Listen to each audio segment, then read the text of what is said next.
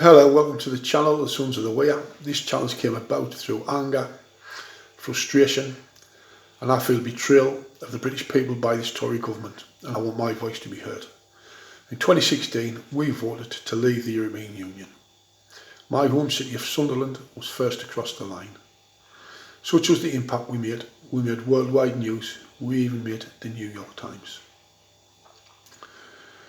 I make no bones about it, my vote for Brexit was to regain control of our own borders and our own destiny and not to be dictated to of the European Union. Now, has this Tory government delivered? Well, what they've delivered is anarchy, chaos, betrayal and backstabbing in their own party, and worldwide embarrassment for this once great country. We've got the biggest cost of living crisis since the end of the Second World War. We've got hundreds of thousands of British people on or below the poverty line, worrying how they're going to get through the winter, feeding the kids and keeping them warm. We've got the pensioners who's paid into the system all their lives, being abandoned yet again in this country.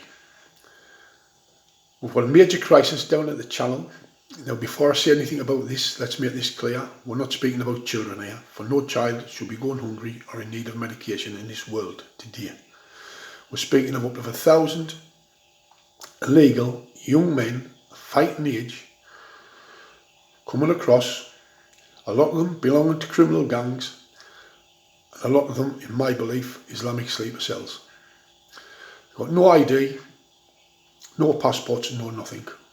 You don't know the capabilities of them, where they've been and what they've done, what atrocities they've done in other countries. So on arrival at Dover, are they turned around and sent back to France like they should be, like every one of these boats with these young men in should be? No. Are they put in detention centres to be vetted? No. They're put in hotels with 3 meals a day, no worry about the warmth throughout the winter for these people. None at all. You've got councils up and down the country now buying houses to put them in. And what this government should have done, they should have had a look at Poland and Hungary and how they've defended their borders. These governments was put in place because the people of these two countries didn't want mass influx of illegal refugees. You've got no history on them. You don't know where they're from, what they're capable of and what they've been up to. And Poland and Hungary have done this while still being members of the European Union. They've put the two fingers up to the European Union and given what the people has voted for. But this government is too gutless to do that. Too gutless. They're frightened to upset the European Union, and they're even more frightened to upset the politically woke people in this country. When the result for Brexit came through, the political world in Britain was rocked to the core, because none of the major parties wanted it, but they've got it, but they haven't delivered what the people wanted. All these MPs want is what they can get out of it for themselves, and when I call them MPs, I should call them LPs. Leeches of Parliament, blood-sucking leeches, getting as much as they can for themselves and bettering themselves and not caring a jot about this country. That's my opinion and I'm entitled of it. I want to leave you with these two statistics. Over 1,200 homeless people died in Britain last year, a lot of them with addictions, a lot of them with mental health.